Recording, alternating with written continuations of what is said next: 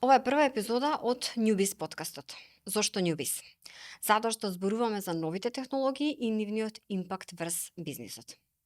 Ова е сцената за крипто, за блокчейн, за Web 3.0, за роботика, за вештачка интелигенција, за финанси, инвестиции и ESG.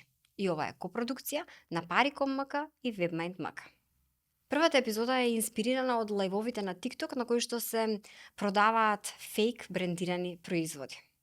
Исто така и од прашањето кој е собственикот или кој е имателот на авторските права на оние дела кои што се создадени со вештачка интелигенција. И конечно, како се заштитени интелектуалните права на сите оние кои што твореле, создавале, истражувале, а чии што дела се искористени за тренирање или хранење на големите модели на генеративна вештачка интелигенција. И кој подобро да зборува на оваа тема од доктор Ана Пепелјуговска, експерт во доменот на заштита на правата од интелектуална собственост, дел од адвокатското друштво Пепелјуговски, биро за заштита на интелектуална собственост, кое што 25 години наназад ги штити правата на големи компании како што се Google, Microsoft, Mercedes, Тиквеш, Пивара Скопје и многу други. Во оваа епизода те опфатиме многу индустрии, меѓутоа една која што е поприлично специфична е фармацевската и токму затоа ја консултиравме и доктор Маја Камбовска од Рош Македонија. Да зборуваме.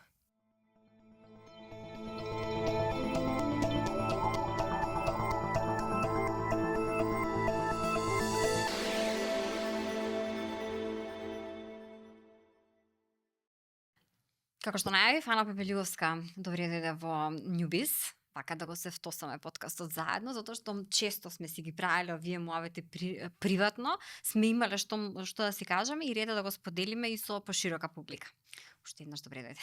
Благодарам, Наташа, на поканата. Ќе ми биде драго да разговараме на некои теми кои што се актуелни и сметам дека ќе бидат интересни за публиката.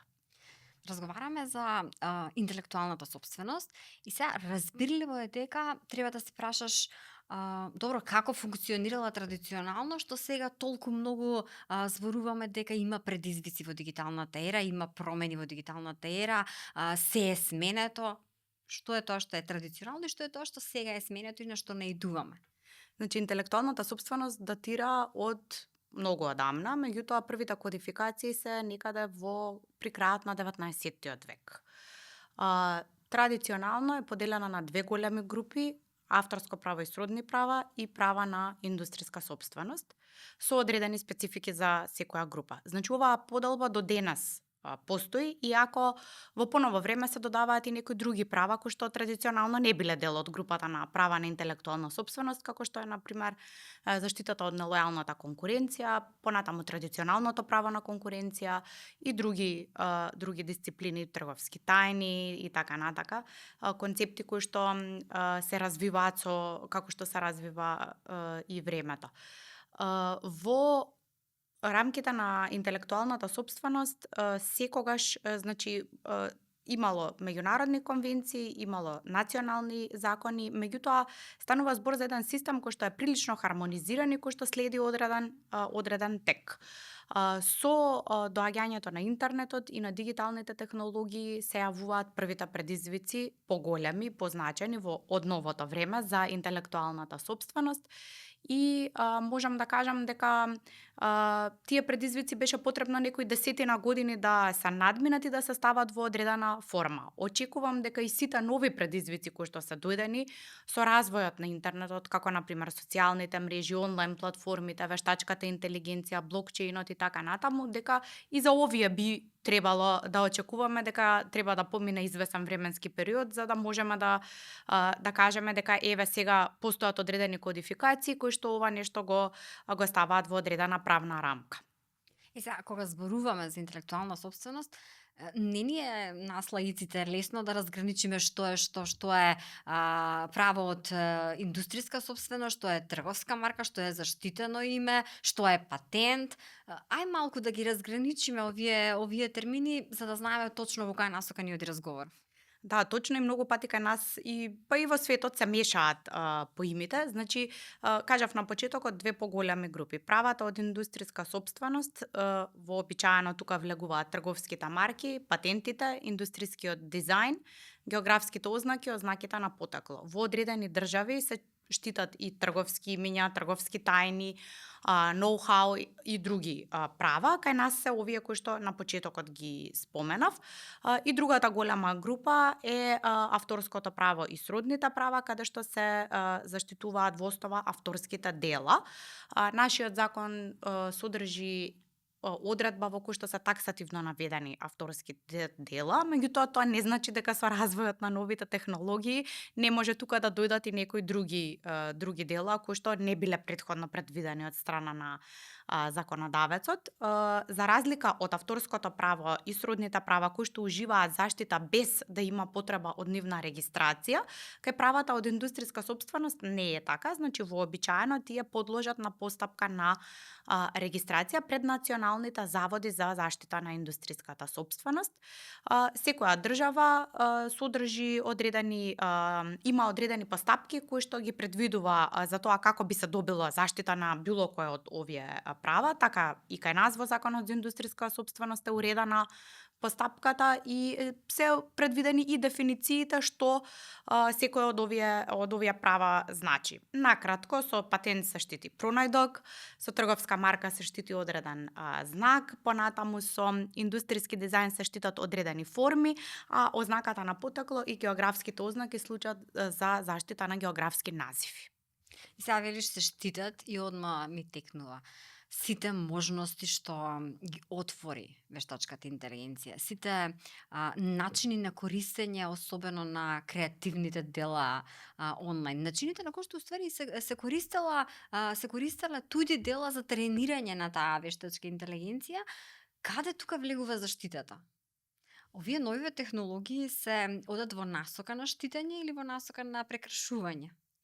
Па, ако се погледнат споровите кои што се актуелни во последно време, можам да кажам дека одат во насока на повреда, а не во насока на штитење, иако не мислам лично дека целта на развојот на технологиите е како да се овозможи или да се олесни начинот на кој што би се повредувале правата од интелектуална сопственост. Напротив, сметам дека нивната цел е да се овозможи поголема достапност, намалување на трошоците, ефикасност, употреба во одредени позитивни цели, како што на пример еве гледаме во секторот здравство, вештачката интелигенција има голем напредок и овозможува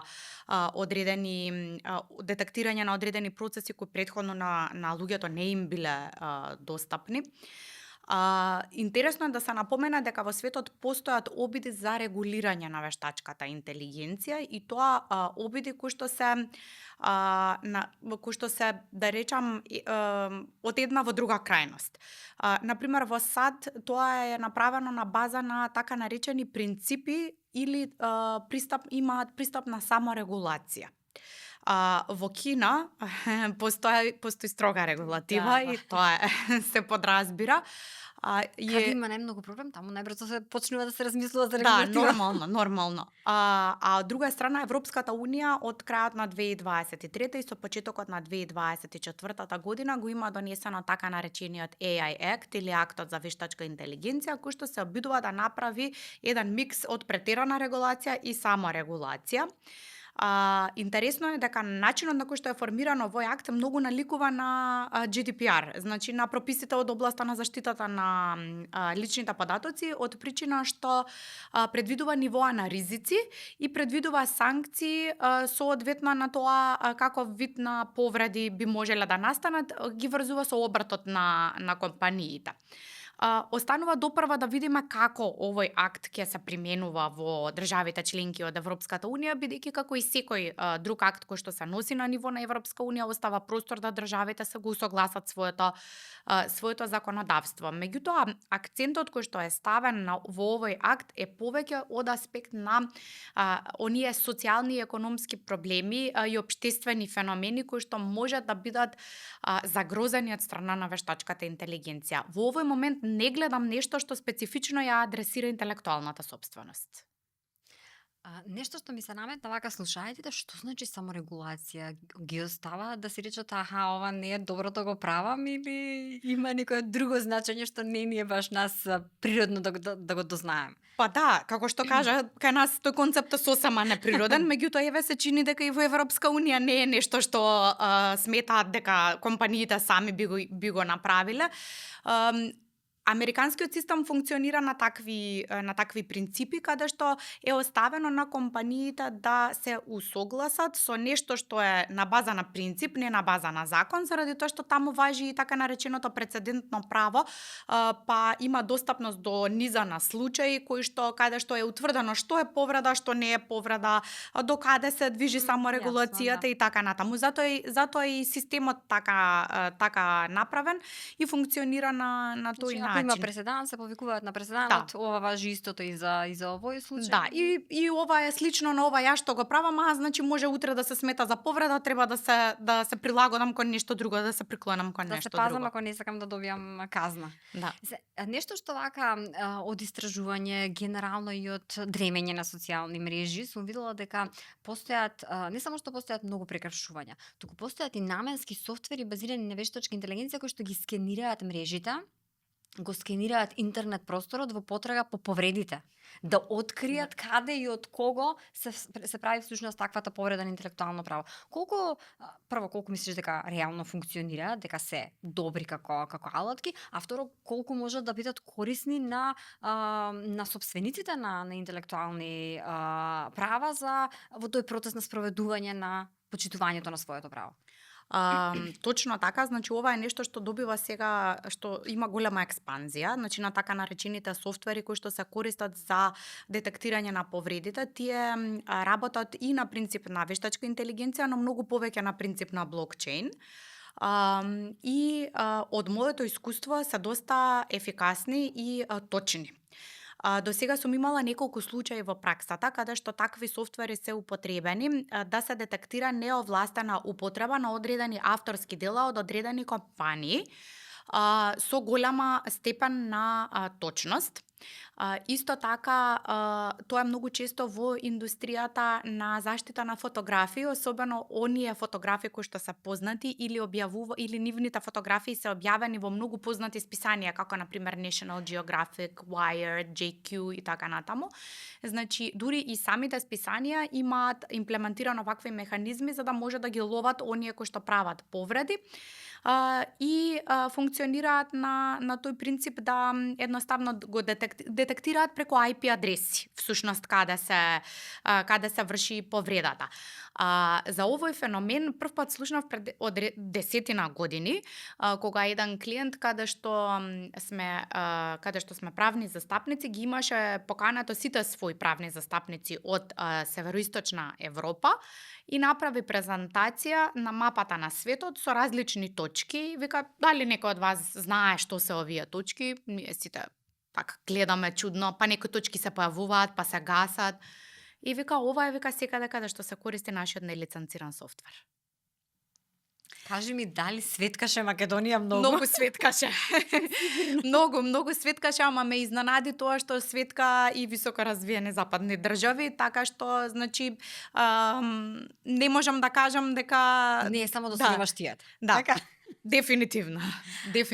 Тоа е повеќе до менталитетот и до луѓето.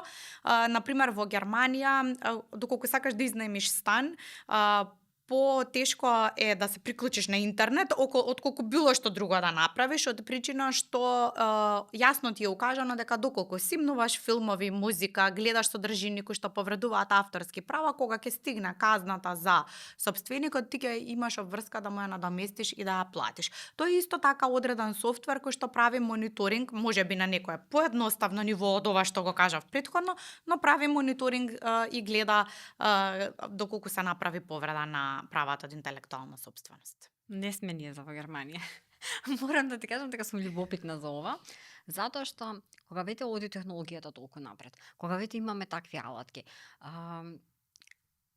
како ги усвојуваат државите? Регулаторот како го усвојува? Заинтересирани ли се да ги користат во детектирањето на повредите или позаинтересирани се имателите на правата отколку реално системот во државата кој што треба да го спроведува законот? Па од моите сознанија, државите се заинтересирани, особено во делот на сајбер безбедноста. Такви иницијативи постојат и кај нас, исто така во овој дел на сајбер безбедноста. Докаде и што се имплементирани, колку се во чекор со светските трендови, не би можела да кажам, заради тоа што нема некои податоци кои што ги имаат објавено јавно и податоци кои што компаративно би можеле да ги споредиме. За разлика од нив, носителите на правата се многу инвестирани во оваа работа и еве на пример онлайн платформите, да речеме, имаат своји алгоритми преку кои што може да детектираат кои вендори на нивните платформи нудат фалсификат производи. Имаше една статистика која што кажа дека околу 6 милиони такви вендори од Амазон се симнати и околу 8 милиарди обиди за влистување. Вау. Значи тоа е сериозен алгоритам. Да. Исто така и овие софтвери кои што ги кажавме претходно, значи тие сите служат во насока на обезбедување, во насока на носителите на правата и на обезбедување на нивна ефективна заштита во ситуација кога новите технологии овозможуваат многу полесен начин на повреда на правата од интелектуална сопственост, затоа што ако се сеќаваш порано за да ископираме една касета требаше да имаме 2 касетофони, па 2 касети да се купат и слично, а сега е многу едноставно да се даунлодира некоја песна на нелегален начин и понатаму да се дистрибуира без, што е многу битно, без при тоа да се значително намали квалитетот на делото. Значи тоа е нешто што е всушност уште пофрустрирачки за носителите на правата, дека квалитетот на делото не е до таа мера намален како што беше нели порано со овој архаичен метод на преснимување, како што за разлика од тоа што го имаме како можност денеска. Сакам да се нурнеме во конкретни индустрии кои што се особено рандливи кога станува збор за фалсификувањето, кога станува збор за повредата на правото од интелектуална сопственост, заради тоа што не е исто да, боли и во едниот и во другиот случај, ама не е исто да биде ископирана фотографија, симната песна и да се isфалсификува лек и тој лек да заврши кај некој на кој што му треба и не само што нема да му помогне, туку и да му го наруши здравието. Онака како една генерална слика каде гледаш дека е најспецифично и можеби проблематично тоа што новите технологии го леснуваат повредувањето на правата. Според последните истражувања, 3 најдостапни места на фалсификувани производи се платформите за е-трговија, уличните продавачи и социјалните мрежи. Значи, она што го зборуваме дека повредата на правата многу полесно може да се прави со новите технологии, го потврдува и ова истражување. Најчесто се купуваат козметички производи, играчки и под играчки се мисли се она што е наменето за забава. Значи може да бидат и видеоигри, може да бидат и некои интерактивни игри, може да бидат и играчки за деца. И електроника, односно мали електронски апарати. Значи не е компјутери или телевизори, туку мали електронски апарати. Како што кажа на почетокот, употребата на фалсификувани производи токму од овие 3 групи може да направи сериозна штета на здравието на луѓето. Јапонскиот завод за интелектуална сопственост заедно со нивната царина има лансирано кампања која што укажува на сликовит начин за деца од најмала возраст како изгледа да купиш фен кој што е фалсификуван и што може да ти се случи. Значи најпрости примери кои што се достапни за децата. Не би сакала да знам што може да се случи ако конзумираш лек кој што е фалсификат или несоодветно чуван, со поминат рок, неодобрен од производителот и така натаму. Поразително е тоа што генерацијата Z е онаа која што најмногу се занимава со нарачување и купување на фалсификувани производи, што според мене не би требало да биде така, затоа што тие се толку едуцирани за тоа што значи производ кој што не повредува права од интелектуална собственост, а што значи производ кој што е фалсификат, особено што во денешно време на вистина се работи на подигнување на свеста од продажбата на фалсификувани производи. Но, тие одбираат да купат фалсификат затоа што фалсификатот е подостапен и поевтин. И тоа е причината зошто големите брендови почнуваат да прават верзии на своите производи кои што се подостапни за потрошувачите. На таков начин фактички сметаат дека ќе се борат со продажбата на фалсификати. Високо развиените држави имаат воведено и онлайн мониторинг.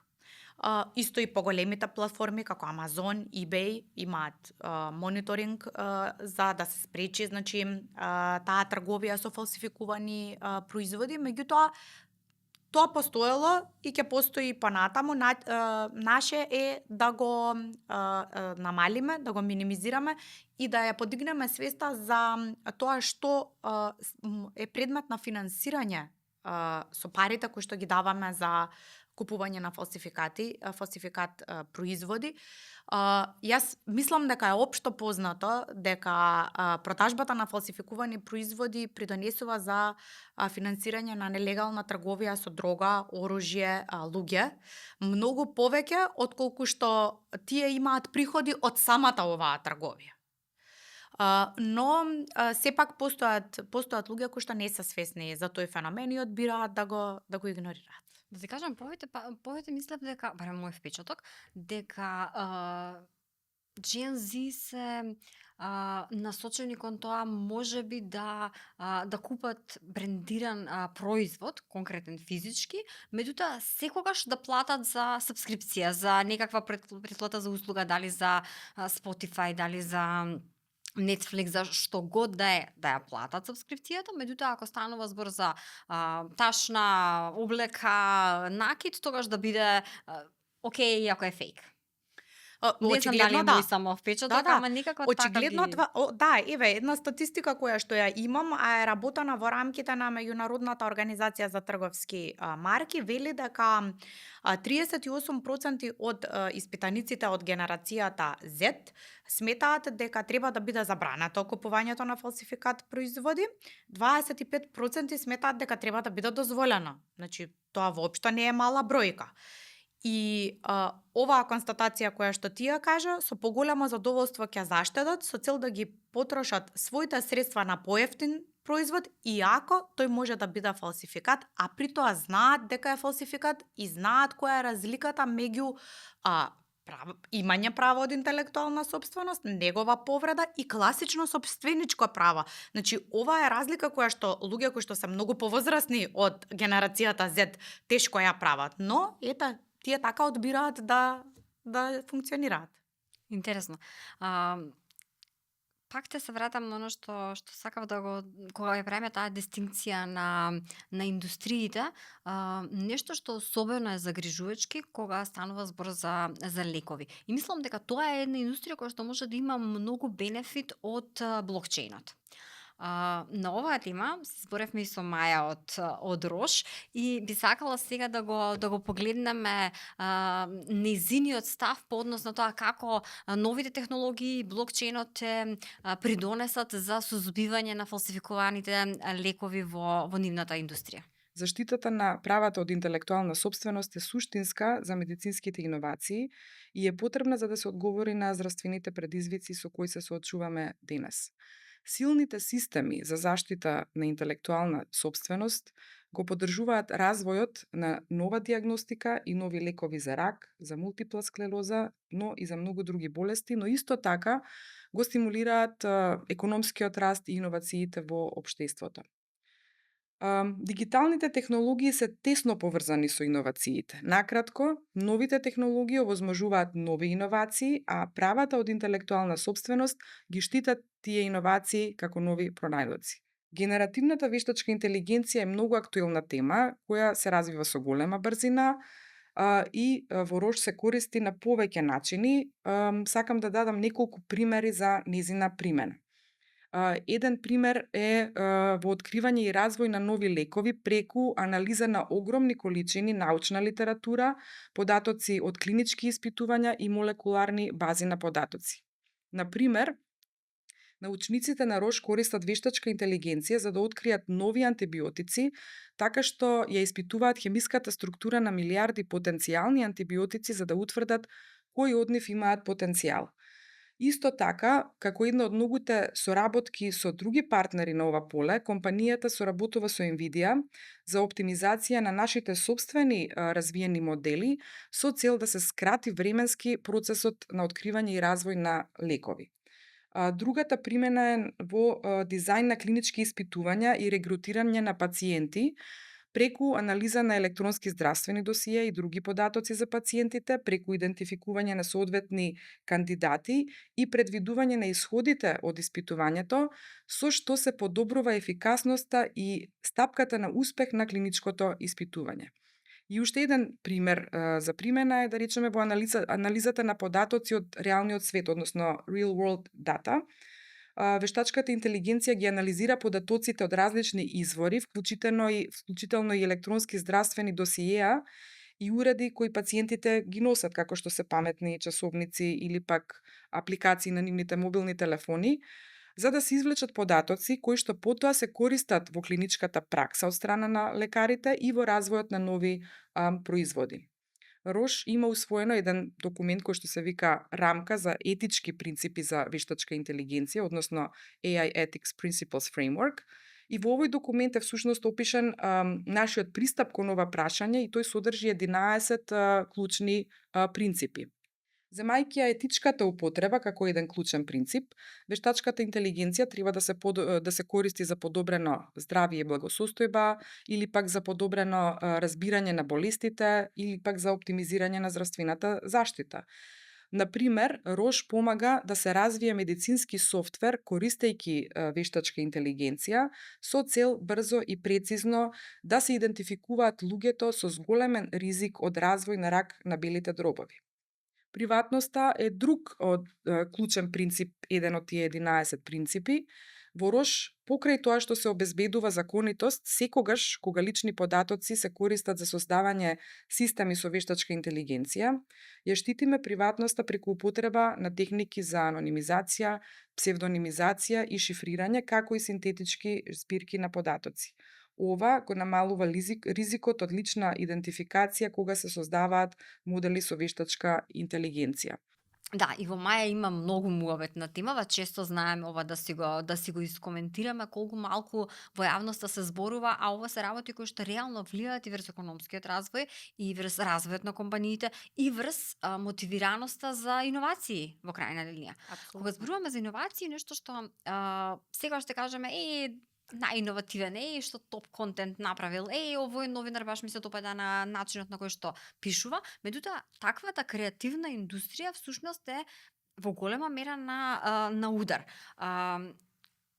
Како да ја заштитиме таквата оригинална содржина која што реално само да го снимнеш видеото туѓо од TikTok или од Instagram, можеш да си го аплодираш на својот канал, си завршил работа, твое си е, ти можеш да монетизираш, долг е процесот на поплаки.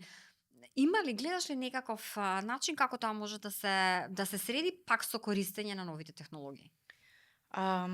Интересно е што веќе има почнато случаи поврзани со овие прашања. Актуелен беше на почетокот на годината случајот на новинарите на New York Times против OpenAI и Microsoft, кои ги користеле нивните текстови за моделите на вештачка интелигенција кои што нели работат на база на учење, значи тие ги тренираат моделите. Меѓутоа новинарите имале потенцијални проблеми со тоа што овие модели после го учат стилот на пишување и можат да напишат било каков текст со користејќи го тој стил и тој текст да биде достапен на некое трето лице кое што кога ќе аплицира, да речеме, било кое место или би сакало да конкурира за некоја книжевна награда, награда од областа на новинарството, може да ја добие на база на некој нивен фактички текст, односно серија на нивни текстови. Постапката е се уште во тек. На тлото на Европската унија исто така има постапки поврзани со создавање на содржини и тоа кој е автор на овие содржини, дали може вештачката интелигенција да биде автор, дали може да биде пронаоѓач и слично. Ставот на Американскиот завод за патенти и на Европскиот е дека вештачката интелигенција не може да биде пронаоѓач и дека не може, понатаму низ судската пракса, дека не може да биде автор на дела, од причина што за да некој биде автор на дело треба да биде, значи тоа треба да има хумана димензија во создавањето на делото. До сега немаше проблем околу тоа, бидејќи знаеме и свесни сме дека компјутерски програми се користени за и во минатото, а терминот вештачка интелигенција од 56-та година, така што значи сигурно е дека во овие низа на години се појавиле и вакви прашања, значи кој е собственик на делото, што е со компјутерските програми кои што создаваат одредени бази на податоци и така натаму. Значи стојалиштето кое што досега беше доминантно е дека компјутерот е всушност алатка за создавање на делото. Како на пример што се четката и боите за создавање на одредена слика. Или компјутерот, односно листот и чат GPT го третираме како алатка за помошник во создавање на делото, а никако не може да кажеме дека он ми го испроducирава, така? Ета така, но судот во Хамбург мора да има но, да. Значи судот во Хамбург во една одлука која што е во прв степен, значи има се уште права на жалба на таа одлука и е интересно да видиме како ќе се развива случајот. Во предмет каде што еден фотограф ја ставил својата фотографија да биде јавно достапна и да биде без надомест. Таа фотографија ја има искористено модел на вештачка интелигенција за научни цели, не за комерцијални цели. Значи тој си создавал, фактички работел на принцип на рударење и си создавал своја база на одредени фотографии. Судот одлучил дека во конкретниот случај вештачката интелигенција не направила повреда на правото на фотографот. Значи не дека таа е автор, но дека не направила повреда.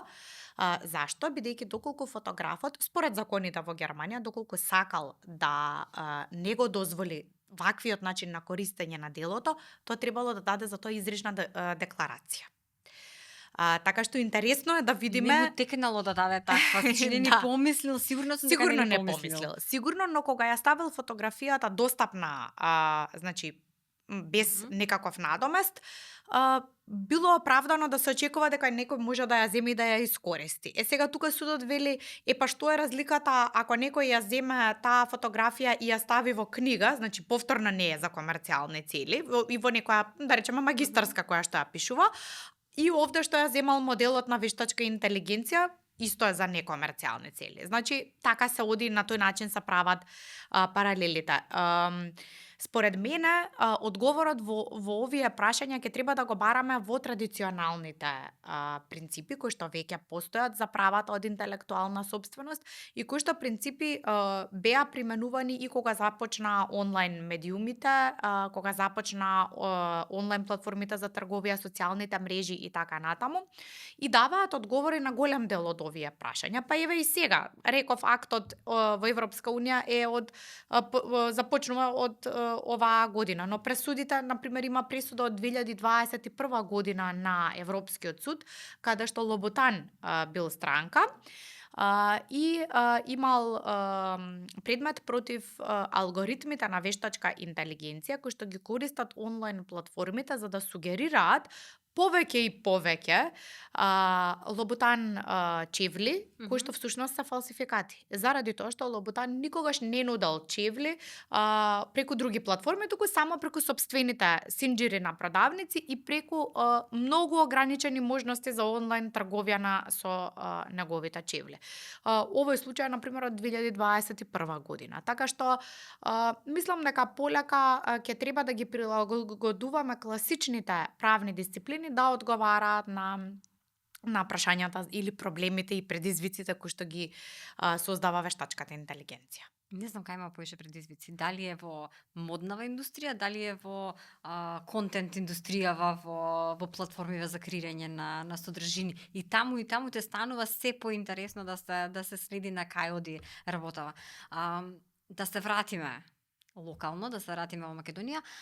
Работиш, вашиот тим во адвокатското друштво Пепе Љуговски, работите многу на оваа проблематика. Лидери сте во доменот на правото од интелектуална собственост и кога те дојде клиент кај вас, кога те дојде компанија од тој домен, во смисла сакаме да имплементираме AI асистенти кои што те работат заедно со нашите вработени. Сакаме да вклучиме големи модели во процесите на производство на оно што го произведуваме.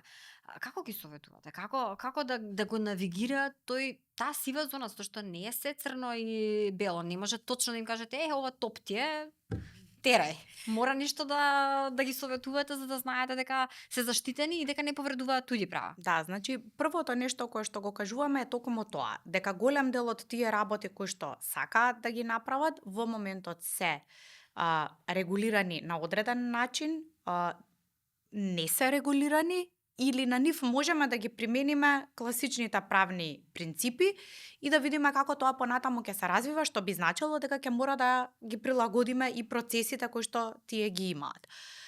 Вообичаено при составување на договори за било кој од овие алатки кои што ги кажа, внимаваме да клиентот е заштитен секогаш од аспект на правото од интелектуална собственост и можноста да тој понатаму сам, независно од оној кој што го создал делото за негова потреба, може да го надградува системот, преработува, проширува и така натаму, односно да биде да го држи во чекор со времето, затоа што технологијата оди напред, не оди назад. Но се појавуваат и клиенти кои што